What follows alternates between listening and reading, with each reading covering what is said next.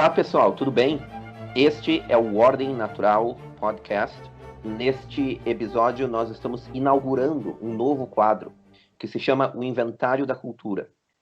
Nesse quadro, então, nós pretendemos analisar aí obras da tradição ocidental, né, como filmes, livros, contos, e fazer uma reflexão acerca desses assuntos. Eu sou Rafael Madaloso, e aí, Lucas? Tudo bem?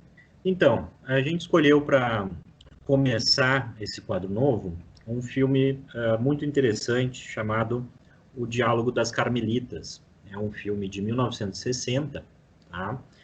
Baseado no livro do autor francês Georges Bernanos, que tem o mesmo nome, O Diálogo das Carmelitas, que conta a história do martírio de 16 religiosas carmelitas que foram vítimas da Revolução Francesa no ano de 1794. É um filme muito interessante que vai contar, né? Primeiro retrata um pouco do cotidiano dentro do, não sei se pode se chamar convento, monastério, mas enfim, né? Para as pessoas entenderem um pouco como é que funciona, né? As carmelitas, né? O filme retrata esse caso, né? Dessas 16 religiosas de uma cidade na França chamada Compiègne, e são religiosas que estão em voto de clausura, né? Então elas permanecem isoladas do mundo exterior, com a sua vida totalmente voltada e dedicada à oração, a Deus, né? A Jesus Cristo. E o filme, dando o spoiler, né, do final, vai retratar o fato de que elas vão ser perseguidas pela Revolução, principalmente em razão, né, das ligações de uma né, membro, né, da ordem, que primeiro é noviça e depois faz os votos de confirmação, que é a irmã Branca das Dores de Cristo, se não me falha a memória, e a situação se desenvolve de tal forma que elas são obrigadas a saírem do mosteiro, da clausura, tá? Porque, enfim, havia uma conexão entre essa irmã branca e que era de uma família aristocrática, né? E aí o filme retrata um pouco o processo pelo qual a Revolução Francesa tinha, né, esse espírito, de um lado, anti-religioso, né, de perseguição à Igreja Católica e os seus religiosos, e ao mesmo tempo de caçar, né, os membros dos grupos que eram considerados reacionários, contra-revolucionários, como era o caso dos nobres, né? A situação ela evolui de maneira que elas são obrigadas a deixarem o convento, a clausura, né? Não podem mais usar os hábitos, terem contato com qualquer religioso, né? E nem mesmo poderiam ter uma vida comunitária, né? Ou seja, foi dado a seguinte regra para elas, né? Elas não poderiam viver na mesma casa, no máximo em 3, né? Acima de 3, elas não poderiam viver juntas e não poderiam se reunir, inclusive, em nenhum momento, a partir de um certo ponto.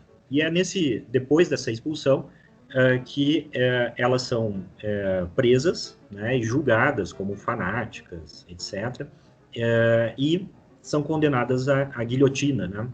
O filme, o caso, né, baseado em fato real, acontece bem na fase do terror da Revolução Francesa, e elas vão, né, para a guilhotina, cantando um hino Veni Creator, que é onde elas confirmam os seus votos, né, religiosos e de batismo, e inclusive antes da perseguição, quando elas viram, né, que algo de muito ruim iria acontecer com elas, né, elas fazem o chamado voto de martírio, e assim elas se entregam, né, à guilhotina em nome do seu amor a Cristo, né, e o seu compromisso com a fé. Então é um filme muito interessante historicamente, né? Ele traz assim o ambiente, né, histórico da época de uma maneira bastante vívida para o telespectador. É um filme que ele também assim, ele não tem um ritmo monótono, eu achei, né? Assim, ele tem um filme que prende a nossa atenção porque os acontecimentos vão se desenvolvendo, né, de uma maneira bastante interessante sobre o caso. E uma das coisas que me chamou a atenção é como o filme traz para a gente, né, essa questão do ambiente, né, nessa ordem religiosa. Então, assim, o respeito, né, com certas... respeito, cuidado, né, com certas coisas que denotam o compromisso, né, que essas irmãs tinham com a sua fé, né? Então, por exemplo, elas só poderiam se comunicar, né, com o mundo exterior através de uma estrutura chamada locutório, que era uma espécie de janela grande, assim, né, com grades, né, para se comunicar, seja com o padre da igreja onde o convento era anexo, né, convento, enfim, né, o monastério, basicamente eu não sei como chamar adequadamente, né, quando estavam na presença de um homem, né, inclusive do próprio padre, elas tinham que usar um véu que cobrisse o rosto, né, para não, de alguma forma, não né, para mostrar o seu compromisso de dedicação exclusiva para com Jesus. E sempre que um homem se movia dentro do convento, né, ou alguém de fora se movia dentro do convento, essa pessoa tinha que ser acompanhada e uma sineta, né, era tocada para que as outras irmãs pudessem sair para não romper o seu voto de clausura, né, de, né, manter o mínimo contato com o mundo exterior e a dedicação muito exclusiva. Então, assim, uma das coisas que chama bastante atenção no filme, né, é esse caráter de um compromisso muito profundo com Deus, com os votos com Cristo, dessa ordem religiosa, né? E que, para a mentalidade dos revolucionários franceses, isso era algo absurdo, né? Ou seja, ou eram pessoas, né? E o filme mostra muito isso, né? Ou eram pessoas que haviam sofrido uma espécie de lavagem, né, cerebral e virado fanáticas, né, perigosas, né? E é até irônico, né? Porque eram mulheres assim completamente frágeis, assim. Então, assim, é uma coisa meio absurda, né? Meio não, completamente absurda. E ou então elas estavam ali de alguma forma obrigadas, né? Ou seja, de alguma forma as famílias tinham jogado elas lá dentro e elas estavam como se fossem cárcere privado, né? Eles Então, realmente, assim, os revolucionários realmente acreditavam em alguns momentos que elas estavam lá contra, né, a própria vontade. Exatamente. O que é absurdo, porque no comentar. convento, né, geralmente o que se espera, o que se faz, né, se quer que a pessoa esteja ali por vocação, por vontade. Né? Não se deseja que alguém sem a vocação esteja em um convento, né? Tanto que assim as renúncias que são feitas são renúncias muito severas, né? O filme mostra ali, por exemplo, onde elas dormiam. Então era uma cama de tábua, né? Sem nenhum pequena, né? Uma pequena tinha que ser fechada, né? Quando ia dormir. E ao lado dessa cama uma pequena mesa ali, né? Onde havia um crânio humano para lembrar a morte, as dores, né? Então tem uma cena que eu acho muito interessante, porque o filme começa o seguinte, são duas filhas de nobres fazendo seus votos para entrar na ordem das carmelitas, né? Aí elas se entregam ali a clausura, entram, né? A toda uma cerimônia religiosa, elas entram, uma até se despede do pai dizendo, fique tranquilo, eu estou feliz, né? Eu estou me entregando por amor e tudo mais. O significado é que elas estão casando com Cristo, né? Elas estão se entregando em amor a Cristo. E total devoção a Cristo, né? E aí passa essa cerimônia, uma delas, que é a personagem principal, que é a Branca das Dores de Cristo, né, se eu não me engano, o nome dessa irmã, ela vai passar a primeira noite, ela se choca, né, com a caveira ali, etc., e vem a Madre Superiora perguntar por que a cela dela, né, o quartinho onde elas dormem, estava aberta e que isso não poderia acontecer, que elas têm que dormir com fechado. Aí elas começam um diálogo e a Madre Superiora fala o seguinte para ela, diz assim, olha, aqui nós não viemos buscar a felicidade. O Cristo que nós nos casamos não é o Cristo da benevolência, etc., é das dores, né? O Cristo da cruz, que se entregou por amor, né? As dores da cruz. Então, assim, o filme mostra muito a seriedade com que esses votos são tomados e, ao mesmo tempo, é muito interessante que, né, há toda essa seriedade, né, e peso desses votos, mas, ao mesmo tempo, né, como aquilo era um ato de renúncia e de liberdade ao mesmo tempo. Né, como elas estavam buscando seriamente a sua vocação. Isso é passado de uma maneira muito, muito bonita no filme, como essas irmãs estavam ali, né, dedicadas às suas convicções, à sua fé, né, capazes de entregarem tudo, né, e como aquilo que pode ser visto pelo mundo exterior como algo brutal, como algo masoquista, né, era fruto de uma grande felicidade, né, de um grande ato de amor. É uma história trágica e triste, né? Mas ao mesmo tempo, assim, paradoxalmente, né? É uma história bonita, né? De bravura, de coragem, de amor, né? E também, né? De resistência, né? Frente à tirania, né? Características que são poucas vezes encontradas na atualidade, né? Exatamente. É muito interessante que aqueles que supostamente queriam oferecer liberdade a elas, né, não foram capazes de respeitar os votos, né? Então, assim, minimamente eu vou contar o roteiro, né, do filme. Então, o filme começa com essas duas irmãs, né, que são noviças, se entregando, né, entrando para a ordem. Logo depois disso, né, começa a ser visto as tensões né, com o regime da época, né, que está derrubando a monarquia e se passa na fase do terror da Revolução Francesa, aonde a ordem religiosa ela é fiscalizada por um agente, né, que é esqueci o nome, que é o inspetor, uma coisa assim, né? Fiscal do E governo lá. um fiscal do governo, um inspetor, né?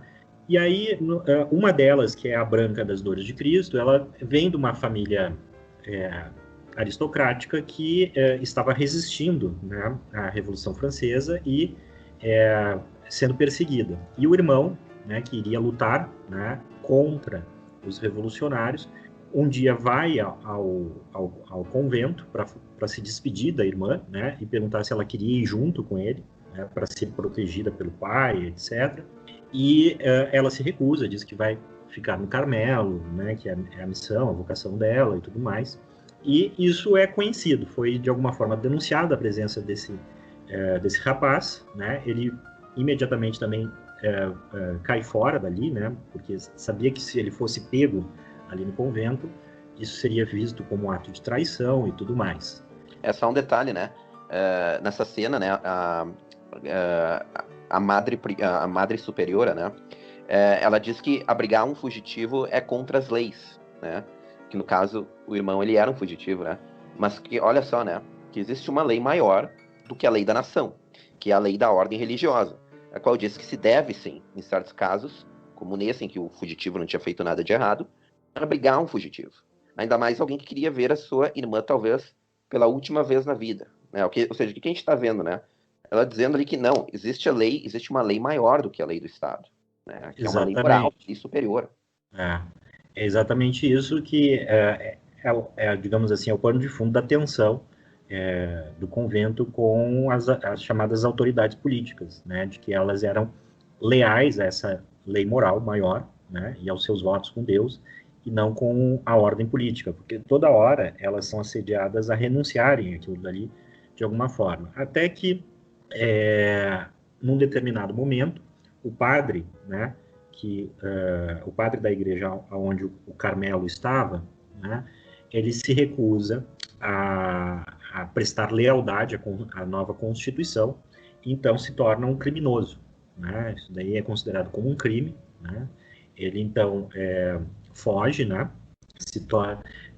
Tira a batina, vai se esconder para se passar como um civil e então isso gera ainda mais tensões.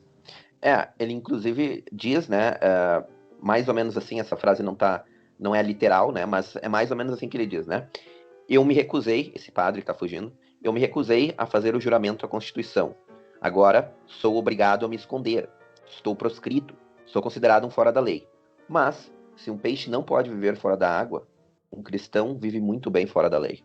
Exatamente, né? Então o filme ele vai trazendo muito isso, né? O conflito entre a convicção né, e o compromisso com Deus, né, e o assédio, digamos assim, e a repressão política cada vez pior. Até que chega o ponto que na Sexta-feira Santa, e é muito interessante que nós estamos gravando esse episódio numa Sexta-feira Santa, então eu acho que é um filme muito interessante para as pessoas refletirem em torno do significado da Páscoa, né, do sacrifício de Cristo na cruz, né, é um filme que traz isso de uma forma contemporânea, né, pelo exemplo dessas 16 irmãs, Beatas, né, né? Elas foram beatificadas, acho, todas. exatamente. Então, É claro que na a gente está sexta... contando uma história real, né? Isso, Aconteceu. isso. Ela foi feita, né, em ficção, transformada em história de ficção, mas a essência da história é real. É Essas, real. essas freiras existiram, né? Elas foram martirizadas e no início do século XX foram consideradas beatas. Exatamente. Então, numa Sexta-feira Santa, onde esse padre, né, estava fora da lei, ele conseguiu clandestinamente fazer uma missa, né, de Sexta-feira Santa, adoração da cruz, né, e tudo mais, que é o rito tradicional da Igreja Católica, nessa data, e essas irmãs, né, elas vão nesse ato clandestino, ou seja, né, não, a Revolução havia proibido, né, a celebração de missas, de cultos religiosos, etc. E elas vão, né, clandestinamente na adoração da Sexta-feira Santa e são denunciadas, né? No outro dia, o inspetor, né, que é o título lá do sujeito que é encarregado, né, de administrar ali a cidade por parte da Revolução, diz que elas foram denunciadas, falam inclusive do local onde aconteceu, etc, né? E aí o cara pergunta, né, se elas tinham feito isso ou não, né? E elas admitem, sim, nós fizemos porque, né, nós respondemos a uma lei superior, né, que é o compromisso delas com Cristo, né? E aí a situação se deteriora, né? A situação se deteriora no sentido de que elas recebem a punição de não viverem mais, né, ali, naquele local, ou seja, elas vão ser obrigadas a romperem a clausura, né? Elas não poderão mais usar os seus nomes religiosos, né? Porque, para quem não sabe, quando a pessoa entra numa ordem religiosa, ela escolhe um nome, né, que de alguma forma alude à sua vocação, enfim, né? Elas não poderão mais utilizar os seus nomes, Elas são não sempre poderão mais usar chamadas de cidadãs, né, pelos inspetores. cidadãs, Né? isso É, também é uma nunca, coisa que, tipo, nunca chamam pelo título religioso, cidadã, cidadã tal, cidadão tal, vem aqui. É. exatamente, Nós vamos libertar vocês, cidadãs, agora desse cárcere privado, desse sofrimento. exatamente. E aí elas são proibidas de usar o hábito, né? São proibidas de viver em comunidade, né? Elas é designada casas, né, para elas viverem, mas elas não podem viver num número superior a 3, né, na mesma casa. E também são impedidas, né, de se reunirem, né, entre si e também, né, com outros religiosos, né? Tudo em nome da lealdade, da revolução, etc. E aí nessa cena Da onde liberdade, né? Em nome da é, liberdade. da liberdade. Aí tem uma cena que é anterior a essa, quando ele dá essa sentença, né, o inspetor dá essa sentença, que eu acho que é muito interessante para a gente refletir o clima, né, aonde essas religiosas acabam inseridas, né. Ele está dizendo o seguinte: olha, tomem cuidado porque a coisa ficou, né, estão vindo atrás de vocês, né, o clima não está favorável para vocês, uma hora vão invadir aqui o povo, né, sempre também um pouco isso, né, o povo está descontente e tudo mais.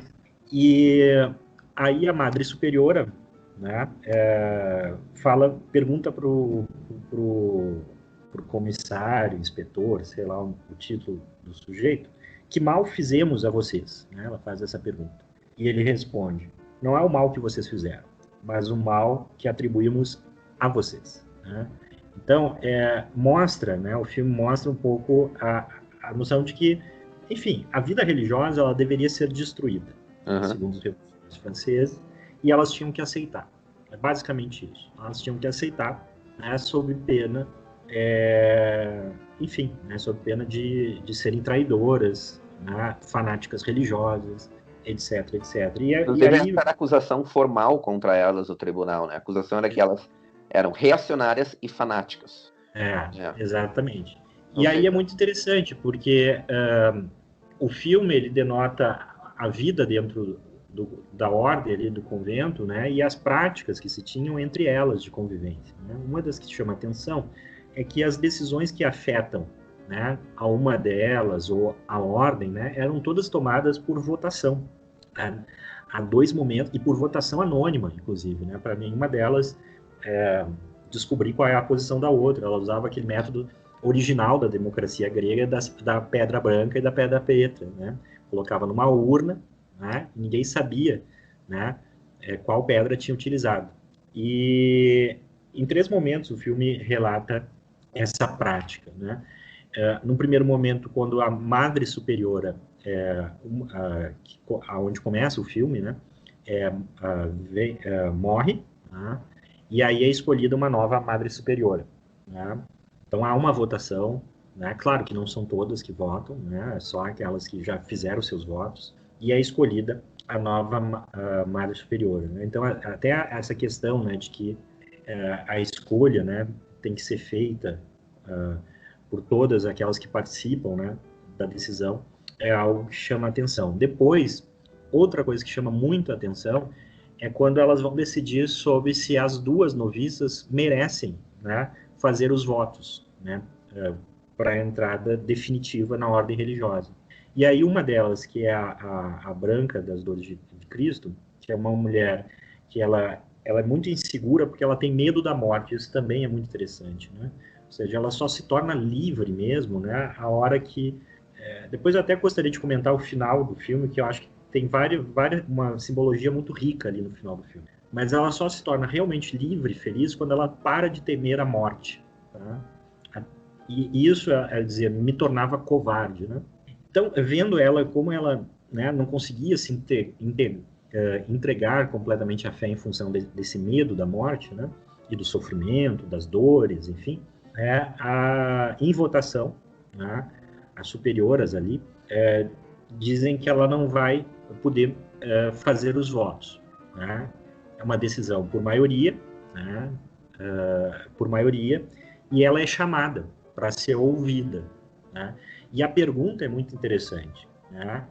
A Madre Superiora pergunta para ela: você entende que se nós, você alega que há algum risco e que nós estamos fazendo algum mal lhe devolvendo para o mundo? Ou seja, a preocupação, né, com a decisão, né, é não provocar o mal, né, é não trazer o mal para aquela pessoa. E aí ela fala, né, que estariam sim provocando mal, não porque ela vai ser perseguida ou coisa assim, né, mas porque ali era a única chance, né, de ela superar a própria fraqueza, né, e a dor que ela sente, né, de não superar essa fraqueza, que é o medo da morte que ela tem.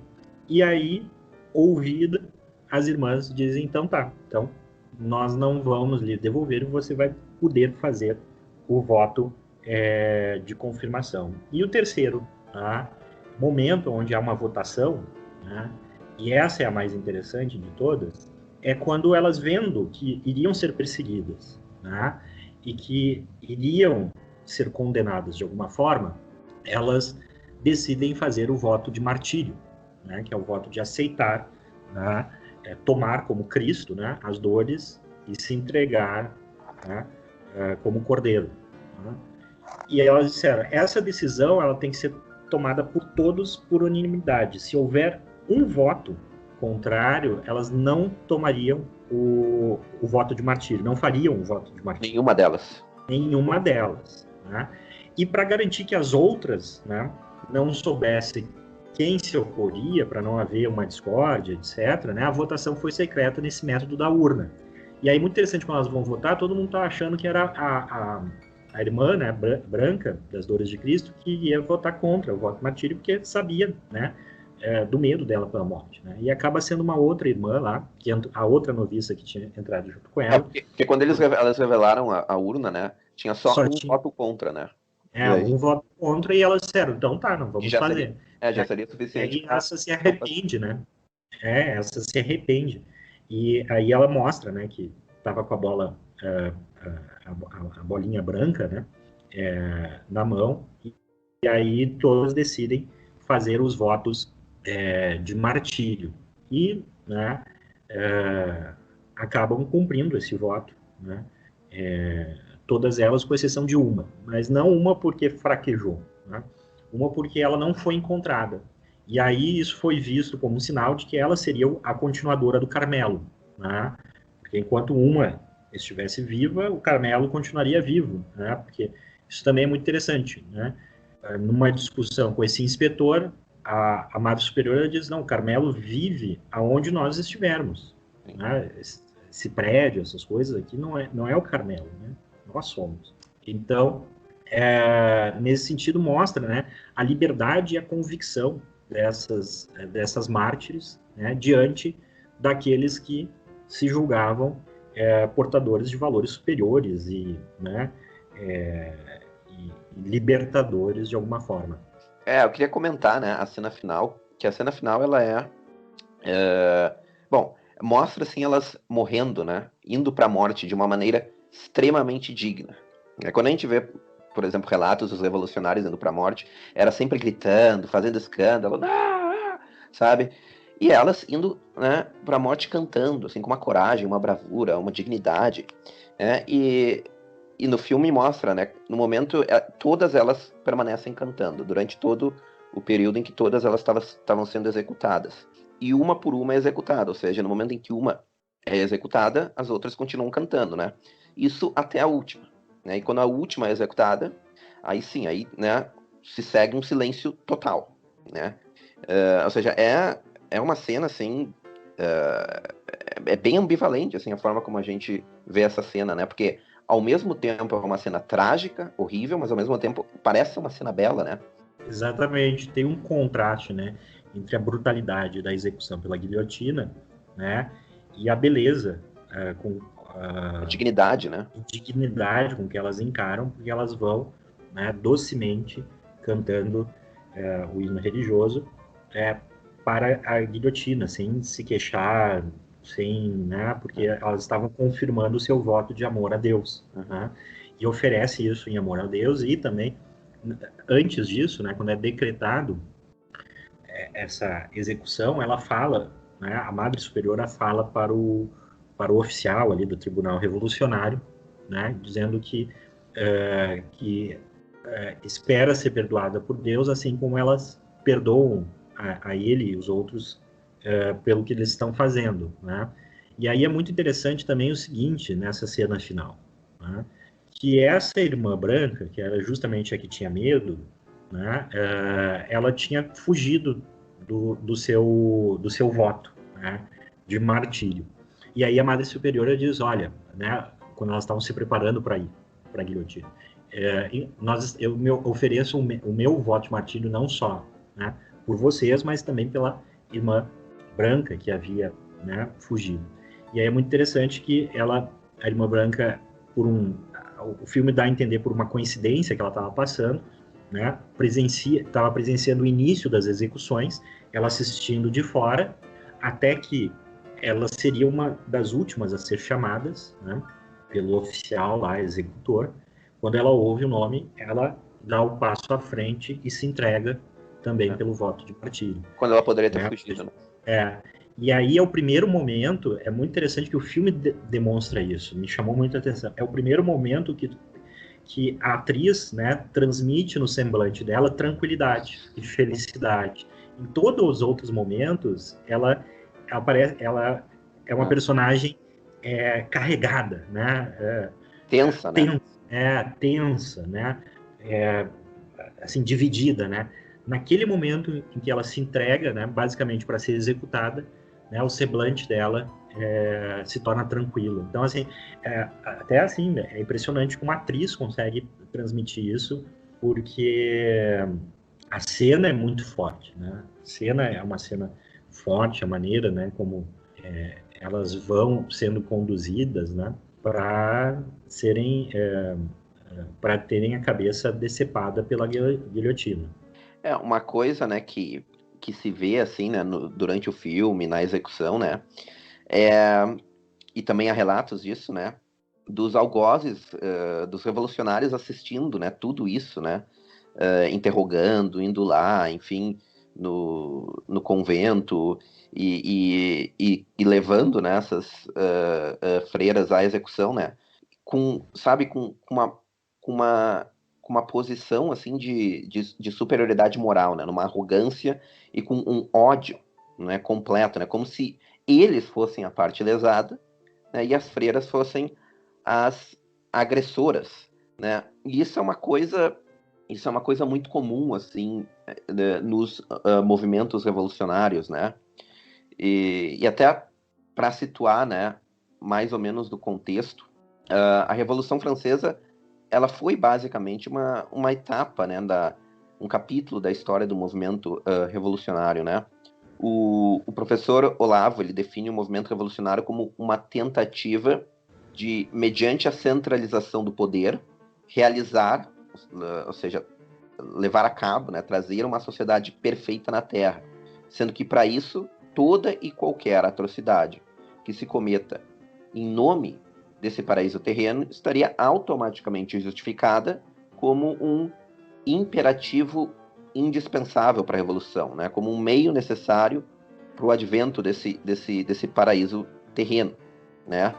Ou seja, e na Revolução Francesa, basicamente o que se objetivava alcançar, né, na Revolução era uma completa remodelação da sociedade, né? E a completa destruição das instituições mais importantes da sociedade tradicional francesa. Em especial, como a gente vê, a Igreja Católica, a destruição da Igreja Católica e da monarquia, para se alcançar essa sociedade utópica aí, né, em que, né, essa república aí fundamentada nos valores da liberdade, da igualdade, da fraternidade, né? Então que a gente vê, né, isso no filme bem claro, né? Os revolucionários eles realmente acreditavam, né, que fazendo isso aí eles estavam fazendo bem, né, que executando freiras inocentes eles estavam fazendo um bem, que aquilo ali era um dever moral deles, né? Que aquelas pessoas elas não podem fazer aquilo que elas querem, né? Mas ao mesmo tempo tem uma cena que eu acho interessante, que é quando uma turba né, de revolucionários começa a invadir o Sim. convento, né, destruir tudo, etc. E ela só é parada quando recebe uma notícia que os revolucionários venceram uma batalha lá. Aí eles imediatamente, né, Uhum. saem dali, né, como de alguma forma, né, os movimentos revolucionários têm esse aspecto assim bestial, né, de que Uhum.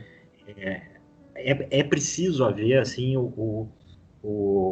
de certa forma a alegria na destruição, né, Uhum. o triunfo, né, da paixão revolucionária e tudo mais, ao ponto que depois desse caso, né, dessa situação, não, antes dessa situação, o inspetor, né, fala o seguinte para a Madre Superiora, né, quando eles estão conversando. Ele diz o seguinte: quando algo vai mal em um país, é necessário culpar alguém, Uhum. porque não seriam vocês, né? Então, assim, essa necessidade, né, de destruir algo em Uhum. nome desse paraíso terreno que é uma marca muito distintiva desses movimentos revolucionários. Exatamente, né? E assim, para falar da Revolução Francesa, em específico, né, os revolucionários franceses, eles cometeram, assim, muitas atrocidades, né? Não é essa é só uma. Essa é só uma porque é uma história, né, porque, como a gente disse, é uma história trágica e bonita ao mesmo tempo, né? Mas E ao mesmo tempo, a gente tem conhecimento porque alguém exato, decidiu registrar isso no livro. Então é a exato. importância, né, de se ter, como o nome do nosso quadro diz, de você ter um inventário Uhum. da cultura, para justamente que essas coisas não se percam. É. Não, tem várias atrocidades, assim, várias atrocidades. Olha, dava para fazer, assim, uma série com 500 episódios de 1 hora cada episódio sobre uma atrocidade da Revolução Francesa, porque tem muita coisa, né? Assim, é até perturbador, assim, pensar que muitas pessoas consideram a Revolução Francesa como um capítulo inspirador, assim, da história humana, né? Um evento libertador, né? Eles só não mataram mais pessoas, eles mataram umas milhares de pessoas, né? Mas eles só não mataram mais por falta de meios tecnológicos para isso, né? O Erich von Kugnert-Ledin, ele fala no livro dele sobre a história da esquerda, né? Leftism é o nome do livro, que os revolucionários franceses tentaram, inclusive, inventar um gás químico, né? Para executar em massa os inimigos da revolução, mas não foram muito bem sucedidos nisso, né? Ao contrário dos alemães, né? Mais tarde. Porque, assim, a guilhotina, ela só executa uma pessoa por vez, né? Esse era o problema que eles tinham, né? Então, por isso, né? Provavelmente por isso, eles não teve, assim, um genocídio, talvez, assim, o maior genocídio da história, se a gente for comparar a escala, né? Em relação à proporção da população. Talvez teria sido uma coisa, assim, de proporções ainda maiores, né? Se eles tivessem os meios tecnológicos para isso, né? E eu vou até narrar um outro acontecimento, né? Só para ter uma ideia, assim, de como, né, eles agiam, né? Em Nantes, né, na cidade de Nantes, muitos católicos que né, foram mandados para prisões, né? Enfim, estavam vivendo em prisões superlotadas, né, em condições absolutamente desumanas, e as pessoas morriam de fome e os corpos eram deixados lá mesmo, né, se decompondo. E muitos desses católicos depois foram executados em massa por afogamento, né? Eu nunca fui executado por afogamento, mas o que dizem é que, né, o que se dizem, né, que a experiência é horrível, né, que é uma morte terrível. E então, né, tava lá esses católicos aí nas prisões, e quando as autoridades francesas perguntaram por que tinha tanta gente viva ainda, né, naquelas prisões, as autoridades foram informadas de que a guilhotina, infelizmente, ela não era capaz de eliminar os inimigos da revolução no ritmo apropriado, né? Ela só executa uma pessoa por vez, como eu disse. Então, para lidar com esse inconveniente, as autoridades locais lá, então, aliás, desculpa, as autoridades centrais enviaram, né, um funcionário do governo que inventou um método, esse engenhoso método aí dos afogamentos coletivos, né? Ou seja, o que acontecia, né? Os prisioneiros, eles eram, então, amarrados, né, em barcos, né? E os barcos eram perfurados, né? Para que a água entrasse e as vítimas, elas lentamente se afogassem. Se estima que mais de 5.000 católicos, mulheres, crianças, inclusive, morreram dessa forma. E esses afogamentos, né, eles viraram uma espécie de entretenimento público para os revolucionários, né? E assim, eles, né, com imensa alegria e satisfação ali, os relatos dizem, né, que eles ridicularizavam, zombavam, assim, do sofrimento das vítimas, né? Havia também uma espécie de execução que ficou conhecida como, se eu não me engano, os casamentos subaquáticos, o nome, né? E nessa espécie de execução, segundo relatos, né, um padre e uma freira eram despidos, né, e amarrados, pelados, né, juntos em pares, né, nos barcos antes de serem afogados. Enfim, há muitas atrocidades, né? Esse é só um outro exemplo, né, que eu estou dando, porque é um exemplo, a brutalidade, né, é uma coisa que chama muita atenção, né? Mas, de fato, assim, não faz nenhum sentido, né? Como se dizer que a Revolução Francesa, de alguma forma, foi positiva, boa, foi o advento da liberdade. Então, assim, finalizando, o filme tem méritos estéticos muito interessantes, tá? É um filme em preto e branco, mas tem um ritmo bacana, as imagens são muito bonitas, as atrizes, né? Elas são extraordinárias, na minha opinião, assim, a atuação é muito bonita. E eu acho que uma das coisas que nos chama a atenção é justamente esse ponto final, né? É um filme onde você vai ter uma imagem da Revolução Francesa que não é divulgada, tá? Que é o aspecto cruel, né? E implacável que foi a Revolução Francesa e o clima de totalitarismo que ela instaurou, né? Naquela sociedade, né? Porque hoje o que se aprende nas escolas é basicamente a propaganda dos revolucionários franceses, né? Com exceção, assim, dizendo assim, houve uma fase lá do terror, onde eles pegaram pesado, foram, né, Teve um pouquinho radicalizaram de demais, excesso, né? etc. Mas nada muito aquilo grave dali, também, né? Só a sociedade se libertou, né, viveu uma outra fase de instituições mais democráticas, etc. E o filme nos faz pensar sobre a verdade desse discurso em torno da Revolução Francesa. Será que a sociedade francesa ela se libertou, né, ganhou mais autonomia? Porque ali mostra que, bom, as pessoas não tinham mais liberdade religiosa, elas falavam aos sussurros, né, não podiam mais se expressar, tinham que prestar lealdade absoluta ao poder político, né, tinham que se tratar como cidadã, né, não mais, as pessoas não mais tinham títulos pessoais, né?